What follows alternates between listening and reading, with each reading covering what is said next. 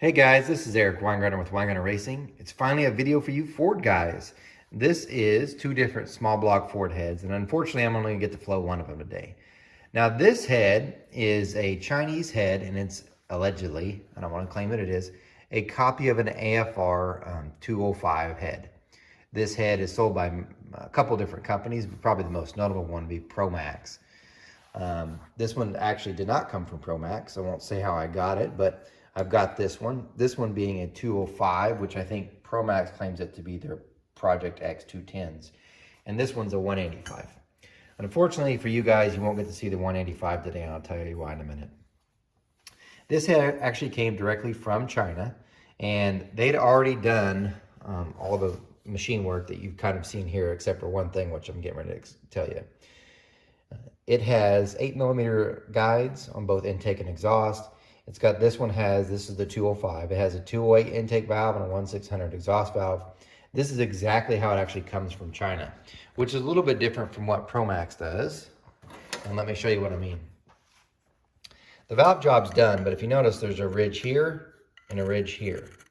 ProMax, what they do is something similar to this. So I tried doing this so I could kind of give you an idea of this.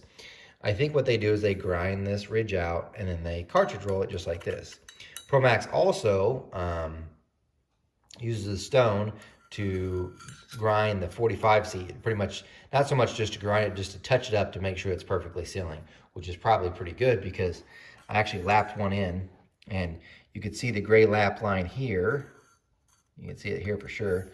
You will not see it all, or barely at all, right there. So it's slightly out of round. So I think in ProMax, when I've seen them do it, on all the heads I've ever seen come in, they'll hit it with a stone just to touch that up, and then they do this work here. So that's how I'm going to flow it. Now, the reason why I have two of them here is because I was sent both, so I get a chance to flow both of them to get to share with you guys, because some of you are very interested. Unfortunately, the reason why I cannot flow this one today is this. I was unaware until I went to go flowing them, and I have some dummy valves, obviously, that these are 8mm valves or guides. And the problem with that is I don't have a whole lot of 8mm stuff. So I have, of course, I have a 1/600 exhaust valve, but this one on the 185 is a 202 intake valve. I have a 205 and a 208. So I'm getting a 202, and once I do that, I'll flow this one, but it won't be in this video, and I'm sorry. So today, the only one you're gonna get to see is the flowed and see how good it is this one, this being the 205 cc version. Now I took some measurements just to see some rough ideas on it. The throat's actually pretty big, the throat being from here to here. What that means is because it's so large, it measured 91.8%. It's not the end of the world, but that's pretty big. Usually after a lot of extensive porting with perfectly blended in the way it should be, nice transitions, you can be 91.8, no big deal. But this one, I wouldn't say it's great at it because there's definitely a sharp edge on this end. You might say, why didn't you blend this out? Because it would make the throat bigger. It's because they have the throat so big that there's not a lot of angles to make the turn here. So I'm not a fan of that. That's probably why AFR is the original one that was copied, will probably outflow it because its transition to the valve job is going to be better. The bowl only measured 96.1%, which is relatively small. I mean, it's still big, but it's I shouldn't say big. It's not big, but it's not small either. That's across here where the guide is. You can tell from the port shape, it's really good. Now, even though this head comes from China, and I know a lot of people are going to beat up from China, this head, as far as casting wise, is very smooth. Now, the AFR head that they have copied, they're actually using they have two foundries that do it, one that's from China and one that's in America. And I know automatically we think China, we think not so good, and I'm not trying to get you people to buy Chinese, but when you're talking about quality to quality on casting versus American versus Chinese, at least the two places that AFR gets theirs from, the Chinese is superior. And I hate to say it, but I'm also realistic. I'm not going to just say we're the best at everything because we weren't there, and it's pretty obvious. Can American foundries do good? Obviously they can, but the two that AFR uses, when you compare the Chinese versus American, the Chinese is better. When you look at the casting quality of this, and these are really, really cheap heads, they're nice. I mean, you don't see a lot of slag in that thing.